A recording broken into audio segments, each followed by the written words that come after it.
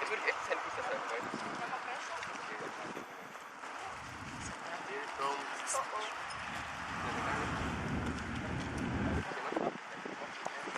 Ага.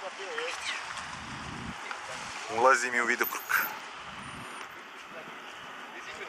Ovaj će preko nas, pazi.